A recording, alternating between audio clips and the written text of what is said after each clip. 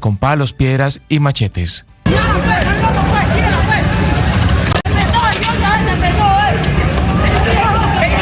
Poblado se registró el más reciente en medio de conductores, transeúntes y vecinos del sector que atemorizados tuvieron que encerrarse en sus viviendas. El coronel Carlos Oviedo, comandante de la policía en Cali, dice que está haciendo lo posible para frenar este fenómeno de violencia que en esta ciudad se conoce como huireo o chacaleo. Como estamos haciendo un acompañamiento en un sector, ellos buscan qué lugar de pronto no hay presencia de la policía. Nosotros también estamos estableciendo unas reacciones motorizadas que están haciendo patrullajes y la idea es, donde se llega a presentar hechos que alteren la tranquilidad de los caleños y efectivamente confrontación de pandillas, poder atender.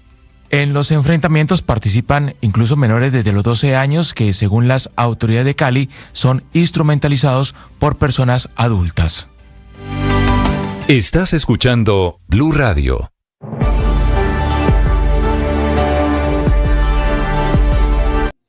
Una de las características más importantes para tener un proyecto feliz, un proyecto de vida agradable, de esos que uno dice vale la pena hacerlo, es estar conectado con el presente. Es vivir aquí y ahora. Eso implica entender en qué momento de la vida estamos. Saber en qué etapa de la existencia estamos. No somos niños, no somos adolescentes, no somos adultos mayores, no somos hombres de la tercera edad. ¿Qué somos? Cada uno tiene que ubicarse, ¿verdad? Porque cuando uno no está conectado con el presente, termina deseando e ilusionándose con lo que ya no se puede hacer o con lo que todavía no se puede hacer. Felipe, en segundo le tengo detalles de noticias desde la Contraloría sobre los carrotanques de La Guajira. Esto no se queda así, esto tiene desarrollos, Felipe. Posible detrimento patrimonial, claro. Vienen las investigaciones de todo tipo. Y lo que le decía más temprano, Felipe, aquí empiezan a destaparse una cantidad de vínculos políticos más allá de lo que hablamos más temprano que, digamos, queda superado. Pero aquí hay una cantidad de vínculos políticos, incluso con casas conservadoras del departamento de Antioquia, con algunos congresistas, que empiezan a mostrar por dónde va la cosa. Y eso es lo que tendrá que esclarecer la justicia. Pero por lo pronto, lo que se ha encontrado por parte de algunos órganos de control es que evidentemente se pudieron haber presentado irregularidades en la contratación. Pues ojalá lo hagan rápido, ¿no? Porque lo que estábamos hablando ayer es muy importante que los órganos de control les establezcan qué pasó ahí con los sobrecostos de unos vehículos que además estaban advertidos no les iban a servir. Impoamérica Roger Sass. Bueno, ¿vio los videos de los hundiéndose en la arena? Se les dijo, se les advirtió, pero no tuvieron en cuenta. Bueno, los líderes sociales de La Guajira le habían dicho al director de la unidad de riesgo, eso no sirve, esos camiones no entran hasta allá y tal, pero bueno, ahí los compraron, ¿no? Congresistas que conocen la región, que más allá de si son o no son amigos del gobierno como Alfredo de Luque, le habían dicho, señores, La Guajira es particular, no utilicen esos vehículos que no les van a funcionar, y no le creyeron a nadie, Felipe, y la cosa se fue a investigación. Camila Carvajal, ¿qué está diciendo hasta ahora la Contraloría? Sí, señor, este es un anuncio, Ricardo, Felipe, que acaba de hacer el Contralor General de la República, Carlos Mario Zuluaga. Escuche usted cómo acaba de confirmar que ahora la noticia se le está enredando mucho más la vida a Olmedo López, el actual director de la Unidad Nacional de Gestión del Riesgo. Lo que confirma el Contralor es que hoy mismo llama a versión libre al director de la unidad, es decir, a Olmedo López, y al ex subdirector de la Unidad Nacional de Gestión del Riesgo, Víctor Andrés Mesa, a quien escuchamos ayer aquí en Mañanas Blue. Esto, en un foro que acaba de tener la Contraloría, es lo que acaba de decir el Contralor Carlos Mario Zuluaga. Información que tenemos que todos los hechos conducen a que hubo irregularidades en la contratación de estos carrotanques. Hoy se ha citado a versión libre tanto al subdirector de la unidad y al actual para que presenten versión libre. Y no solo a quienes hoy están al cargo, al frente de este contrato y de las explicaciones que deben darse por los carrotanques de La Guajira. Como bien escuchábamos al Contralor Zuluaga, dice que deben escuchar en versión libre al director, pero acuérdese que es que la Unidad Nacional de Gestión del Riesgo riesgo, tuvo unos meses director encargado por la suspensión del doctor Olmedo. Pues también deberán todos los encargados en el proceso de dar esa versión. Lo que dice finalmente el contralor Carlos Mario Zuluaga, Ricardo, es que espera que máximo la próxima semana la Contraloría ya pueda entregar el resultado de la evaluación de esas versiones libres y de todas las cotizaciones que recibió la Unidad Nacional de Gestión del Riesgo, para poder explicar por qué escogieron ese contratista, por qué escogieron esos carrotanques y, lo más importante, por qué pensaron que era la solución para llevar el agua a la Guajira, si, como hemos visto en redes sociales, en las denuncias de los guajiros, esos carrotanques en algunos casos se están enterrando en el desierto en el norte de Colombia.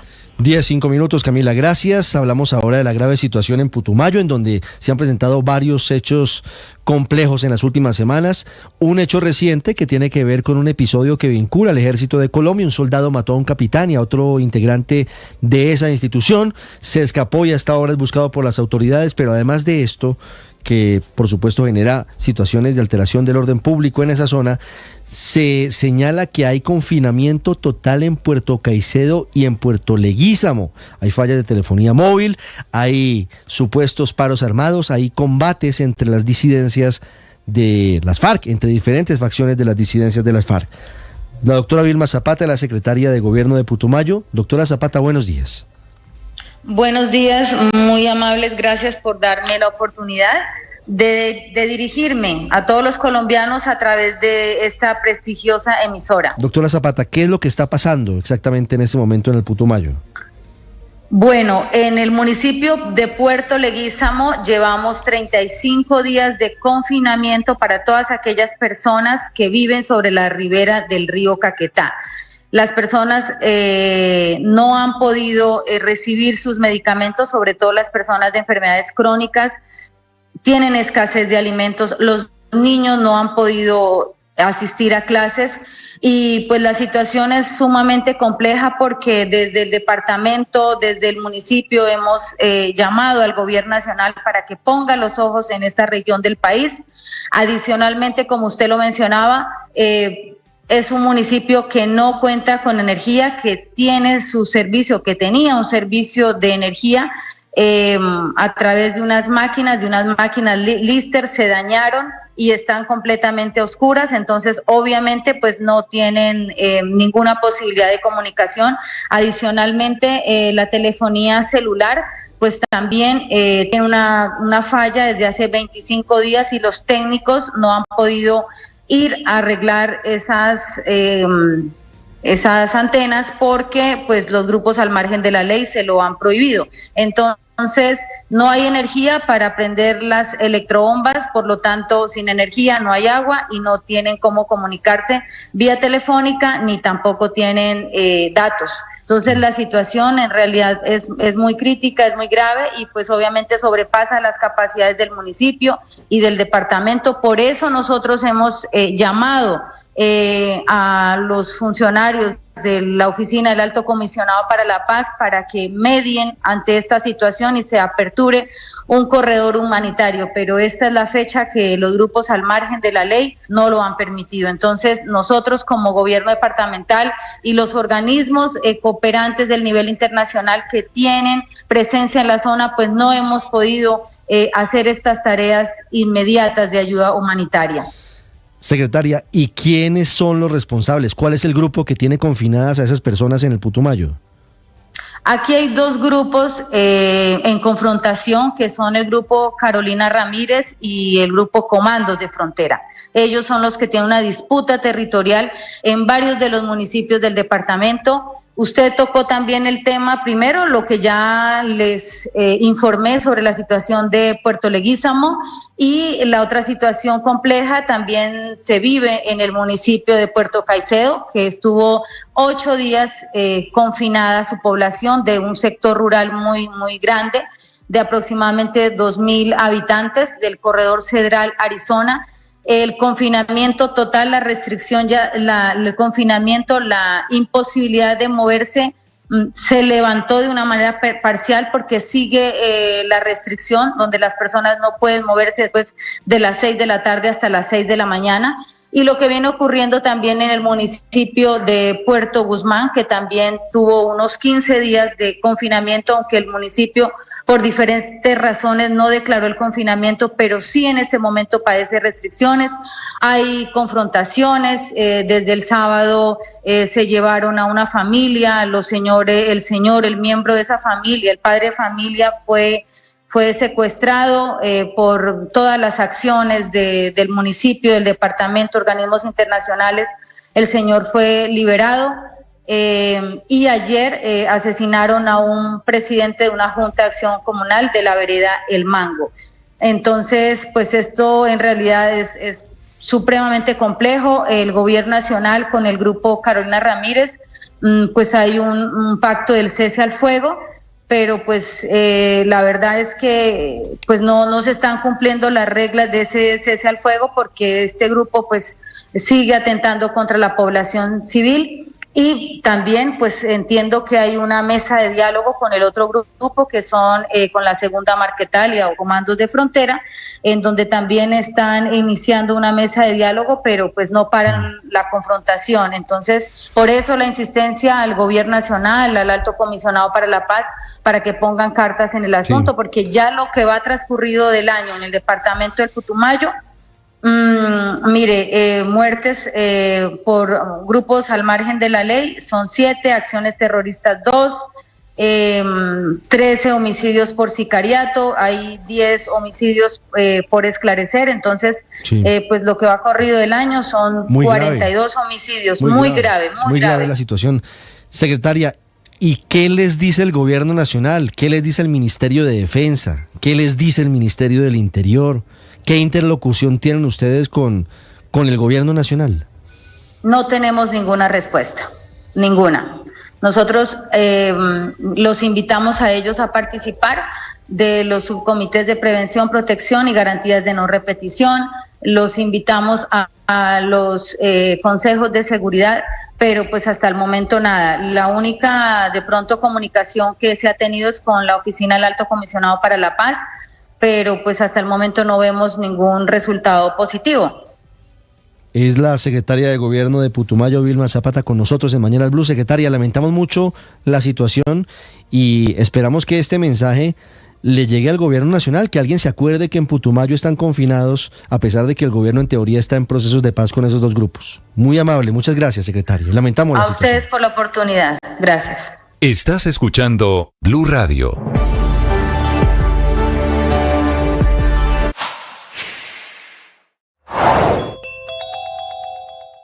Tras el escándalo de la adjudicación del pasaporte de la Cancillería y el secretario general de esta entidad, José Antonio Salazar, nos vinimos a ver cómo está el panorama en la entrega de pasaportes y el cumplimiento de las citas en una de las sedes de la Cancillería. Estamos en la calle 100 con Carrera 19 y lo que le puedo contar, Ricardo, es que realmente no hay ni siquiera fila, la gente está entrando rápido y la orden que tienen en este momento los de la oficina es total normalidad en la entrega del documento. Lo que deben saber los oyentes y las personas que nos están escuchando es que hay completa normalidad para quienes tienen cita en ese momento.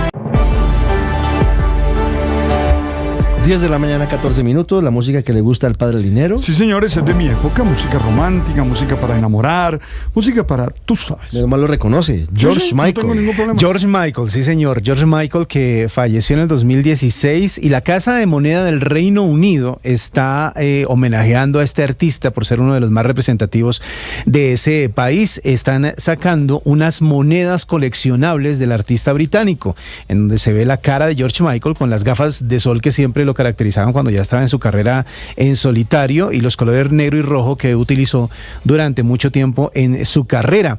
Este cantante que fundó ese grupo Wham, con el que, mejor dicho, la última canción que hizo junto a Wham, o junto a Andrew Ridgeley, fue esta justamente, pero ya estaba desligado de él y ya estaba tratando de hacer su carrera en solitario, pero es una de las más famosas. Él murió a los 53 años en diciembre, el 25 de diciembre del 2016, y por eso las monedas que ahora están mostrando en las redes de la fábrica de moneda del Reino Unido, pues homenajean a este gran cantante por ser uno de los que ha dejado un legado muy grande para el mundo de la música. Entonces esta es como esas cositas que muchos de los coleccionistas quieren buscar, aparte de la cantidad de vinilos que ya se están distribuyendo de toda la discografía, tanto de George Michael como de Wham, para que la gente que es fanática del vinilo, que está como de regreso, de moda, ¿no?, tenga la oportunidad. ¿Cómo que lo llaman? de tenerlos. Vintage.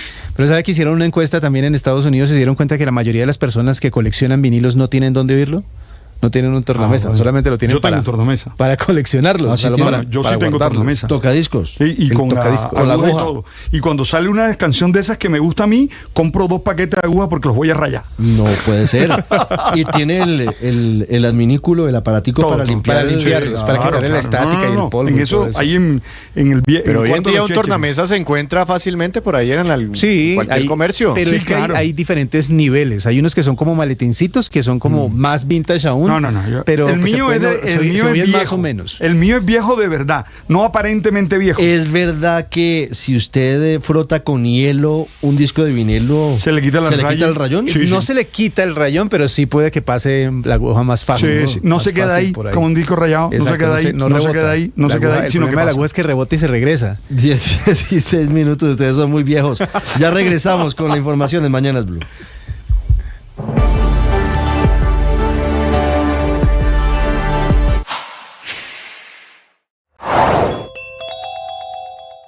Es habitual que una licitación de 600.000 millones de pesos sea adjudicada por un funcionario que se concentró un fin de semana para expedir unas resoluciones. Esto fue lo que respondió José Salazar en Mañanas Blue. Se surtió un proceso de licitación en todas sus etapas que empezó, oiga bien, en diciembre del año 2022 con la publicación en la página web del Ministerio del Plan de Necesidades. En mayo del año pasado se abrió, ahí inició ese proceso. Se agotó el trámite de las ofertas, se designó un comité evaluador y calificó y habilitó al postor con el máximo puntaje y enseguida recomendó adjudicar. Es que a mí me hacen la recomendación y el ordenador del gasto no se puede apartar de esa recomendación si no hay motivos para hacerlo. Yo no encontré ningún motivo para apartarme de una recomendación que me hace el comité de evaluación dentro de un proceso licitatorio que ha surtido todas sus etapas, que ha sido transparente, que ha tenido el seguimiento de todos los órganos de control y que ha tenido la vista de todo el mundo. Sigan nuestros contenidos y suscríbase a nuestro canal de YouTube. En Blue le ponemos cara a la radio.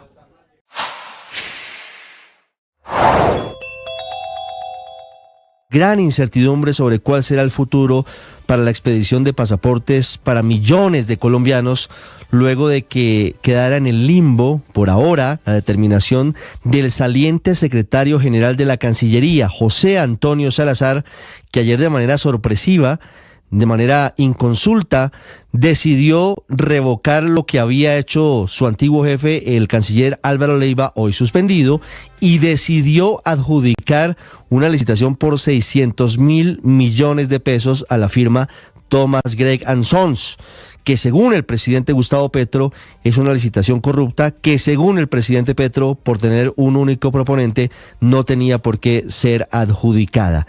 Esto ha generado una gran tormenta en el gobierno, que hasta ahora evalúa cuál será la salida jurídica.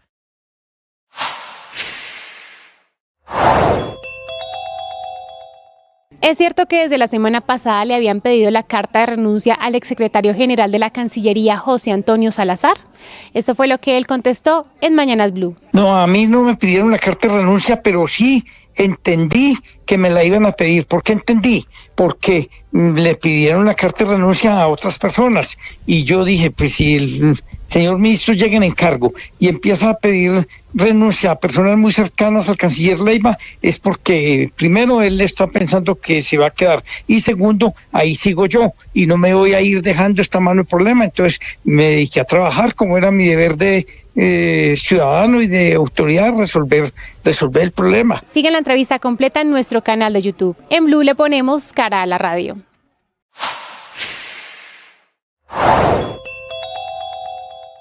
El regreso a Colombia del ex jefe paramilitar Salvatore Mancuso será recluido en la cárcel La Picota de Bogotá, en el pabellón de extraditables. Esto a pesar de que en principio se había pensado y se había dicho que Mancuso iba a ser detenido en los calabozos de la Dijín, en el occidente de Bogotá, para preservar sus medidas de seguridad. Mancuso.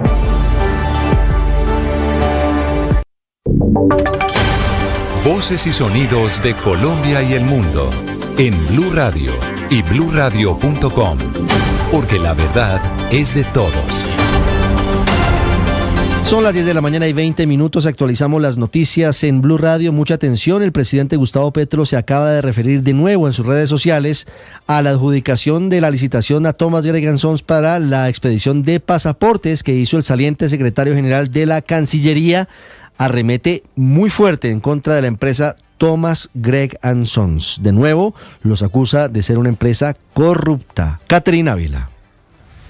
Ricardo, el mandatario vuelve a cuestionar a la empresa Thomas Gregg & Sons, que ganó el millonario contrato y que, recordemos, está a cargo del suministro de pasaportes hace más de 20 años. Dice el presidente, abro comillas, una empresa privada, Thomas Gregg & Sons, controla por completo las elecciones y puede hacer un fraude monumental. Se pasaron por la faja la orden del Consejo de Estado que ordenaba cambiar el software en la registraduría y ahora tiene toda la cedulación y quieren completar con los pasaportes. Cierro comillas, pues aunque el presidente Gustavo Petro vuelve a expresar su inconformidad con el resultado de la licitación, ya no hay vuelta atrás, pues la decisión del secretario general de la Cancillería, José Antonio Salazar, no procede a ningún recurso, Ricardo.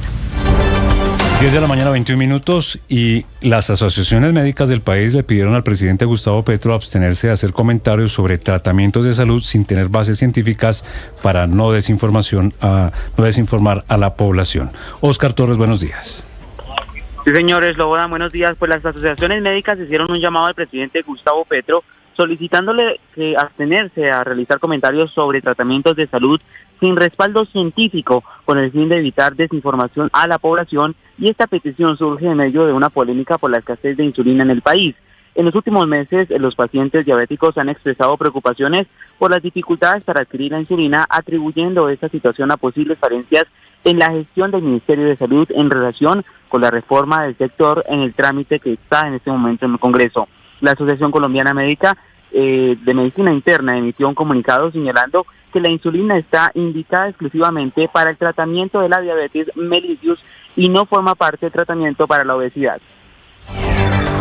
Entre tanto, el expresidente Andrés Pastrana le envió esta mañana una dura carta al presidente Gustavo Petro en el que lo señala de permitir el florecimiento de los grupos armados ilegales en el territorio nacional. Andrés Carmona. En la misiva, el expresidente y cabeza del partido Nueva Fuerza Democrática señala que los colombianos compungidos ven cómo los grupos delincuenciales relacionados con el narcotráfico se están moviendo campantes por los territorios y que hablan de la existencia de 196 grupos con más de 17.000 hombres armados. Además, que la presencia de estos grupos creció en el último año de 396 en 24 departamentos. El exmandatario también le pide al presidente de la República tener control de las fuerzas militares, ya que le duele ver las imágenes de los soldados y policías atacados por hordas de encapuchados que con el disfraz de pertenecer a la población civil se dedican a organizar azonadas contra la fuerza pública para proteger a los narcotraficantes sin que los hombres puedan reaccionar por instrucciones impartidas por el gobierno. Sostiene el expresidente Pastrana que ante la pasividad tolerante de su gobierno para enfrentar el crimen y la formación de estos grupos paramilitares, las próximas elecciones estarán marcadas por el dominio territorial de los delincuentes, y le hace un llamado para que tome acciones y permita en el 2026 elecciones libres y fuerza en las fuerzas militares de Colombia. Y en Bucaramanga, las autoridades buscan al conductor de un taxi que dejó abandonado el vehículo tras provocar un accidente de tránsito donde murió un joven, o una joven mejor, de 20 años en las últimas horas. Javier Rodríguez en Bucaramanga. En este momento las autoridades en el sur del área metropolitana de Bucaramanga-Eslodoban están haciendo operativos para buscar al conductor de este taxi que causó este accidente de tránsito, donde lamentablemente falleció una joven universitaria de 20 años de edad. La otra persona que acompañaba a la joven está muy grave y se encuentra en una UCI de un hospital del municipio de Florida Blanca. Rafael Marín, quien es el director de tránsito de Florida Blanca, dijo que esa vía donde se presentó el accidente es muy peligrosa. Es preocupante que en esta zona y en este sector han habido muchos accidentes. Lamentablemente en la madrugada hoy cobró una vida y tendremos que tomar medidas y decisiones con nuestros alcaldes para intervenir en este sector. Chelsea Daniela Norgués estudiaba Ingeniería Industrial en la Universidad Pontificia de la Bolivariana y vivía en Piedecuesta. Es el reporte de las autoridades sobre la persona que murió en este accidente de tránsito. Estás escuchando Blue Radio.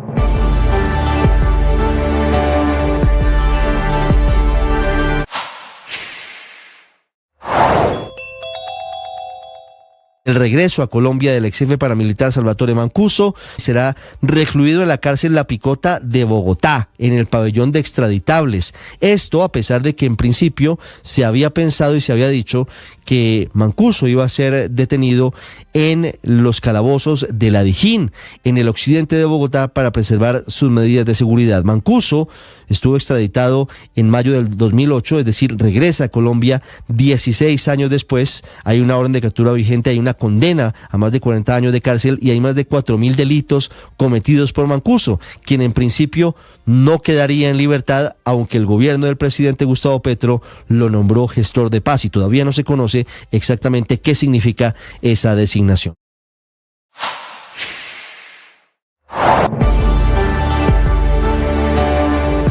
En Blue Radio, la información de Bogotá y la región. 10 de la mañana, 26 minutos. Iniciamos en la Procuraduría porque esta entidad trata de establecer si el director del Fondo Nacional de Estupefacientes se posesionó en el cargo sin cumplir los requisitos legales. Damián Landines. Sí, señor Slobodan, pues lo que dice la Sala Disciplinaria de Instrucción de la Procuraduría es que el cargo como tal para ser director general del Fondo Nacional de Estupefacientes requería 76 meses de experiencia profesional y el director actual, hablamos de David Curtidor Argüello, presentó 56 meses de experiencia y el restante al parecer lo aportó por medio de una certificación expedida por su hijo. Por esa razón es que la Procuraduría le acaba de abrir una investigación disciplinaria después de que le llegara al ente de control una denuncia pública en donde también se reveló que Curtidor habría omitido declarar un eventual conflicto de interés al ser fundador y accionista de la empresa Coca NASA, cuyo objeto social es la producción, distribución y venta de productos a base de coca, lo que podría constituir en un conflicto con las funciones como director general del Fondo Nacional de Estupefacientes. Gracias, Damián. Entre tanto, la 8ª Brigada del Ejército alertó sobre la suplantación del comandante de esa unidad militar para solicitar información de alcaldes y otros mandos militares, esto en el departamento del Tolima. Nelson Murillo. El comandante de la 8ª Brigada del Ejército, coronel Servio Rosales, confirmó que interpuso denuncia por la suplantación de su identidad a través de medios digitales como servicios de mensajería instantánea para solicitar nombres completos y números telefónicos de alcaldes del sur del Tolima. Personas inescrupulosas están haciendo pasar por mí para pedir información referente a los alcaldes del sur del Tolima. Eso no es cierto. Realmente yo tengo una responsabilidad aquí, sobre todo el eje cafetero en los departamentos de Caldas, Risaralda y Quindío. Ya se pusieron las respectivas denuncias y posteriormente pues enviamos una lámina informativa desvirtuando todas situaciones y pretensiones de esta gente. El uniformado señaló que la suplantación estaría relacionada con estafas y alertó a la comunidad para evitar que caigan en este engaño.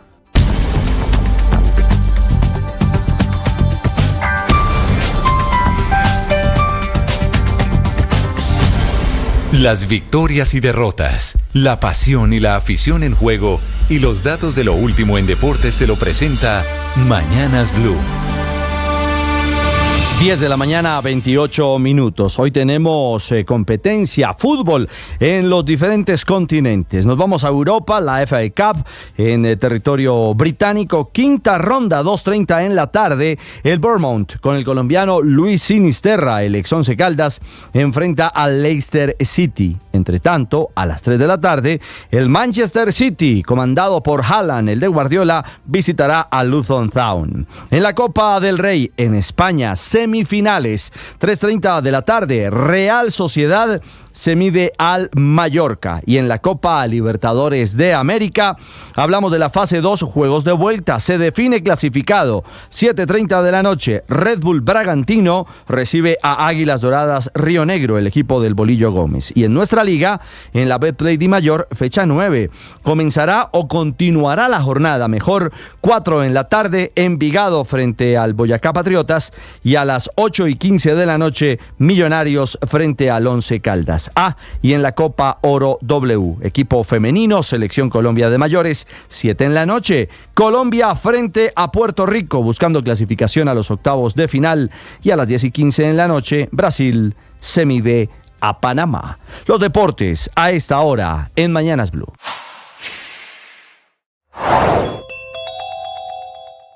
Ya entraron a operar los 2 helicópteros, los 6 drones y los 800 policías adicionales, tal como se anunció en los últimos días.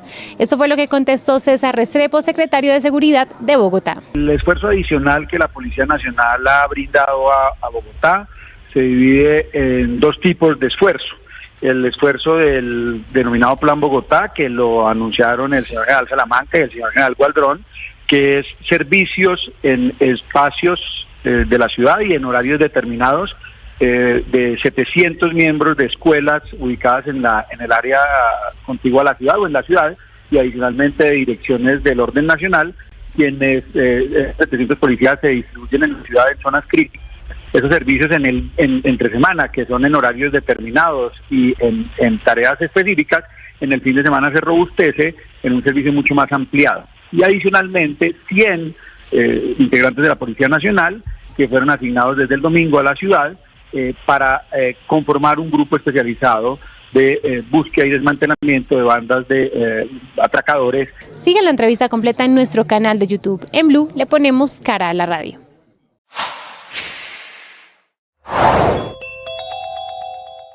La paz total amanece empantanada a pesar de que el gobierno y el ELN decidieron continuar con las conversaciones, decidieron avanzar. La decisión se tomó después de varios días de reuniones privadas en Cuba, donde acordaron volverse a reunir en Venezuela